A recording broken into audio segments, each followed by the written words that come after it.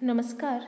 आज के इस वीडियो लेक्चर में हम लैंड रेवेन्यू सेटलमेंट यानी कि भू राजस्व व्यवस्था के बारे में बात करने वाले हैं। जैसा कि हमको ज्ञात है कि बंगाल में प्लासी का युद्ध जो कि 1757 ईस्वी में हुआ था और उसके बाद बक्सर का युद्ध जो कि 1764 ईस्वी में हुआ था। उसके बाद अंग्रेजों को, इन दोनों युद्धों के बाद अंग्रेजों को कुछ विशेष अधिकार प्राप्त हुए थे। जैसे कि अगर हम उदाहरण के तौर पर बात करें तो बक्सर का युद्ध 1764 ईस्वी में जो हुआ था, उसके पश्चात होने वाली इलाहाबाद की संधि के तहत अंग्रेजों को यानी कि ईस्ट इंडिया कंपनी को बंगाल, बिहार और उड़ीसा का दीवानी अधिकार प्राप्त हो चुका था। यानी कि उन्हें वहाँ की जमीन से भू राजस्व वसूल करने का अधिकार प्राप्त हो चुका था। तो जब पहली बार अंग्रेज़ों को वहाँ से भारत के किसी भी क्षेत्र से भू राजस्व वसूल करने का अधिकार प्राप्त हुआ, तो उसके बाद उन्होंने किस तरीके की नीतियाँ अपनाई, क्या सेटलमेंट्स उन्होंने लागू किए, उस बैकग्राउंड को हम आज समझने वाले हैं।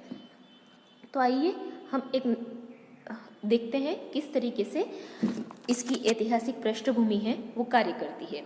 1765 ईस्वी में जब ब्रिटिश ईस्ट इंडिया कंपनी को बंगाल, बिहार और उड़ीसा, क्योंकि बंगाल के सूबे में उस वक्त सिर्फ बंगाल ही नहीं आता था बल्कि बंगाल, बिहार और उड़ीसा तीनों प्रांत सम्मिलित थे, इन सभी की दीवानी का अधिकार प्राप्त हुआ, यानी कि भू राजस्व वसूल करने का अधिकार प्राप्त हुआ। जिस समय कंपनी ने यह उत्तरदायित्व ग्रहण किया था, उस समय बंगाल में राजस्व के मुख्यतः 3 स्रोत थे।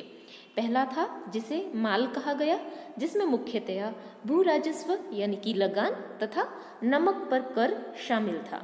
दूसरा जिसे सेर कहा जाता था, इसमें आयात निर्यात कर तथा पथ कर सम्मिलित था। तीसरा जिसे बाजी जमा कहा जाता था, इसमें आबकारी कर, जुर्माना आदि कर सम्मिलित थे। यह उस समय की व्यवस्था है जब बंगाल का नवाब एक तरीके से स्वतंत्र हो चुका था मुगल साम्राज्य से। लेकिन राजस्व के इन तीनों स्रोतों में सर्वाधिक महत्वपूर्ण भू राजस्व था, क्योंकि इससे राज्य को 80% की आय होती थी। तो इस वजह से भू राजस्व वसूल करने का अधिकार जब कंपनी को मिल गया, तो उसने क्या व्यवस्थाएं लागू की, उस पृष्ठभूमि को, उस बैकग्राउंड को आज हम समझने की कोशिश कर रहे हैं। 1765 ईस्वी में कंपनी को जब दीवानी अधिकार प्राप्त हुआ, तब कंपनी सिर्फ भू राजस्व प्राप्त करने की इच्छुक थी। वह भूमि या किसानों की स्थिति के बारे में किसी भी प्रकार से चिंतित नहीं थी। भू राजस्व की वसूली के लिए ईस्ट इंडिया कंपनी द्वारा 2 नायब दीवानों की नियुक्ति की गई। ये दोनों नायब दीवान भू राजस्व वसूल करके बंगाल के नवाब के कोष में जमा कराते थे और नवाब के कोष से यह राशि कंपनी के कोष में स्थानांतरित कर दी जाती थी। ज्यों-ज्यों समय बीतता गया, कंपनी की मांग बढ़ती चली गई और वह प्राप्त होने वाली भू राजस्व की राशि से संतुष्ट नहीं हुई। कंपनी यह समझने लगी कि नायब दीवानों के द्वारा भू राजस्व की रकम बीच में ही रोक ली जाती है और किसान भी पूरा भू राजस्व अदा नहीं करते हैं। अतः 1769 में भू राजस्व की वसूली के निरीक्षण के लिए, इंस्पेक्शन के लिए जिला निरीक्षकों की नियुक्ति की गई। लेकिन ये जिला निरीक्षक स्वयं भी भ्रष्ट थे। अतः पुनः चेंज करते हुए 1770 ईस्वी में 2 भू राजस्व नियंत्रण परिषदें स्थापित की गई। एक बंगाल के लिए जिसका मुख्यालय मुर्शिदाबाद में रखा गया और दूसरी बिहार के लिए जिसका मुख्यालय पटना में रखा गया। ये दोनों परिषदें नायब दीवानों के कार्यों का निरीक्षण करने का कार्य करती थी। इसके अतिरिक्त कलकत्ता में एक भू राजस्व नियंत्रण समिति स्थापित की गई जो इन दोनों परिषदों की कार्रवाई का निरीक्षण करती थी। तो इस तरीके का एक hierarchical structure east India company के द्वारा खड़ा किया गया, जो कि निरीक्षण के लिए उपयुक्त स्ट्रक्चर था। ये सारा बैकग्राउंड हमारे सिलेबस में यद्यपि इंक्लूडेड नहीं है, लेकिन हम इसे इसलिए समझ रहे हैं ताकि ईस्ट इंडिया कंपनी के द्वारा लागू किए गए जो 3 प्रमुख सेटलमेंट हैं, यानी कि परमानेंट सेटलमेंट जिसे हिंदी में हम स्थायी बंदोबस्त के नाम से जानते हैं, रैयतवाड़ी सेटलमेंट और महालवाड़ी सेटलमेंट को और अच्छे से समझ सकें। तो ये सारी जानकारी आपको बैकग्राउंड के तौर पे दी जा रही है ताकि आपको पूरा सिनेरियो समझ में आ सके। इसके बाद हम बात करते हैं कि किस प्रकार से वॉरेन हेस्टिंग्स, जो कि बंगाल के प्रथम गवर्नर बने या कहें भारत के प्रथम गवर्नर जनरल बने, उनके द्वारा क्या क्या प्रयास किए गए। वॉरेन हेस्टिंग्स के द्वारा किए गए प्रयासों में सबसे पहला जो प्रयास है वो था 2 नायब दीवानों का पद समाप्त कर देना और उनके स्थान पर जिला स्तर पर निरीक्षकों की नियुक्ति करना, जिसे कलेक्टर का पद कहा गया। वर्तमान में हम जिसे डिस्ट्रिक्ट कलेक्टर का पद समझते हैं, उसका परिचय वॉरेन हेस्टिंग्स के द्वारा किया गया था। उसकी शुरुआत वॉरेन हेस्टिंग्स के द्वारा की गई थी और उसका मुख्य कार्य भू राजस्व वसूल करना था। कलेक्टर की सहायता के लिए भारतीय दीवानों की नियुक्ति की गई। कलेक्टर का मुख्य कार्य था लगान वसूल करना, लगान पंजिका तैयार करना और उसके साथ ही दीवानी न्याय प्रदान करना, यानी कि भू राजस्व से संबंधित मुकदमों से संबंधित न्याय प्रदान करना कलेक्टर का मुख्य कार्य था। सूबे के स्तर पे यानी कि प्रांत के स्तर पे, जिला स्तर पर तो हमने कलेक्टर को ये जिम्मेदारी दी गई वॉरेन हेस्टिंग्स के द्वारा। अब सूबा यानी कि प्रांत स्तर पर भू राजस्व से संबंधित प्रशासन गवर्नर तथा उसकी कौंसिल के हाथ में केंद्रित कर दिया गया और इस कार्य के लिए उसे राजस्व मंडल का नाम दिया गया। राजस्व मंडल या राजस्व बोर्ड जो था, उसके सहायता के लिए एक भारतीय अधिकारी की नियुक्ति की गई जो कि रायन कहलाता था। अभी तक लगान वसूली के लिए 1 वर्षीय समझौता प्रणाली प्रचलित थी। अब उसे रद्द करके वॉरेन हेस्टिंग्स के द्वारा 5 वर्षीय समझौता लागू किया गया और इसमें सबसे अधिक बोली लगाने वाले व्यक्ति को 5 वर्ष के लिए लगान वसूली का कार्य सौंपा जाता था। सामान्य परिस्थितियों में जमींदार, क्योंकि वे पुश्तैनी रूप से भू राजस्व वसूल कर रहे थे, अतः इसके लिए जमींदारों को प्राथमिकता दी जाती थी। वॉरेन हेस्टिंग्स की कौंसिल के द्वारा 1773 में एक नई योजना स्वीकृत की गई, जिसके अनुसार बंगाल प्रेसिडेंसी को 6 डिवीजनों में विभक्त किया गया। कलकत्ता, मुर्शिदाबाद, पटना, बर्दवान, दिनाजपुर और ढाका। प्रत्येक डिवीजन लेवल पर एक प्रांतीय परिषद की स्थापना की गई, जिसमें कंपनी के 5 वरिष्ठ अधिकारी होते थे।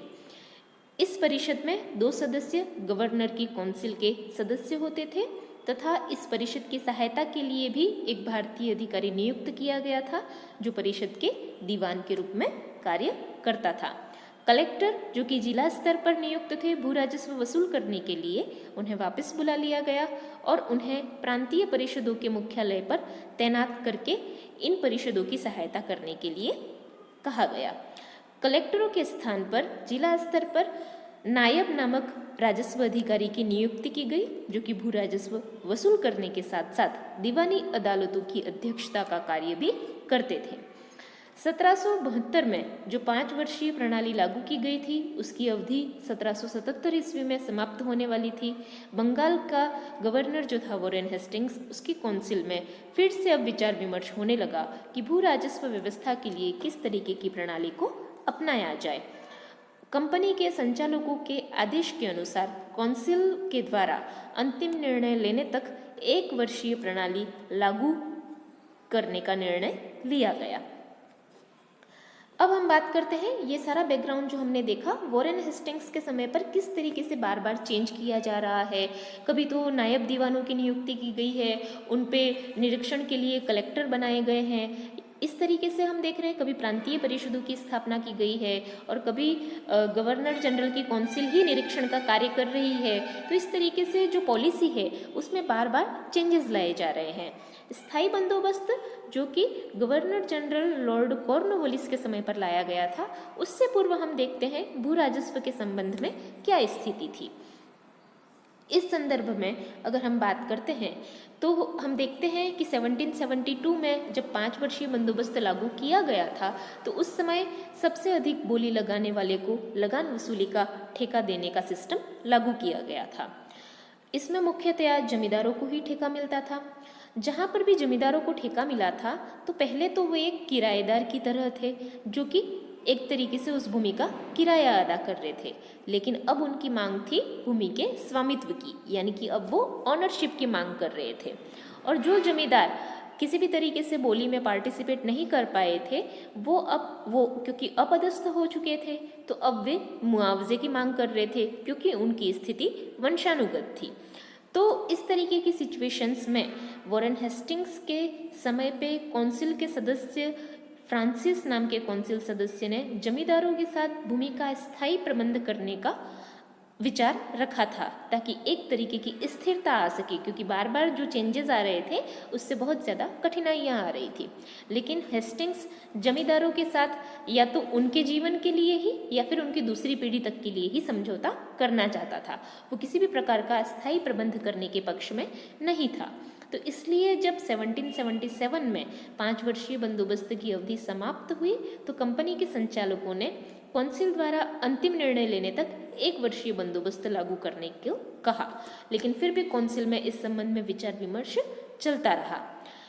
दूसरी तरफ इंग्लैंड में हम देखते हैं तो उस समय पे फ्रांसिस के मत को काफ़ी ज़्यादा समर्थन प्राप्त हो रहा था और इंग्लैंड में यह विचारधारा प्रबल हो रही थी कि जमींदारों के साथ सद्भावपूर्ण व्यवहार करके उन्हें ब्रिटिश शासन के समर्थक वर्ग के रूप में परिवर्तित किया जा सकता है। 1784 में हम देखते हैं कि ईस्ट इंडिया कंपनी को रेगुलेट करने के लिए पिट्स इंडिया एक्ट पारित किया गया था। इसमें भी भूमि का स्थायी बंदोबस्त करने का सुझाव दिया गया और जमींदारों के पक्ष में सहानुभूति व्यक्त की गई, लेकिन अभी तक इस दिशा में कोई भी कार्यवाही नहीं हुई थी। तो ये एक तरीके से मोटे तौर पर स्थायी बंदोबस्त के लागू होने से पूर्व, जो कि 1793 में लागू हुआ, उसके पूर्व की जो स्थिति है उसके बारे में हमने बात की कि किस तरीके से 1765 में दीवानी अधिकार प्राप्त होने के बाद को लेकर के एक चेंजेस हमें पॉलिसी में बार बार देखने को मिलते हैं। नए नए अधिकारियों की नियुक्ति है या 1 वर्षीय प्रथा है या 5 वर्षीय बंदोबस्त है या उसके बाद भी कोई क्लैरिटी नहीं है पॉलिसी के लेवल पर। तो हम देखेंगे कि जब लॉर्ड कॉर्नवालिस 1786 में भारत पहुंचते हैं गवर्नर जनरल बन करके, तो उनके द्वारा इन सारी परिस्थितियों से निपटने के लिए स्थायी बंदोबस्त लागू किया जाता है। स्थायी बंदोबस्त को लागू किस तरीके से किया जाता है, उसके क्या प्रावधान होते हैं, उसका क्या प्रभाव होता है, उसके बारे में हम आने वाले लेक्चर्स में चर्चा करेंगे। धन्यवाद।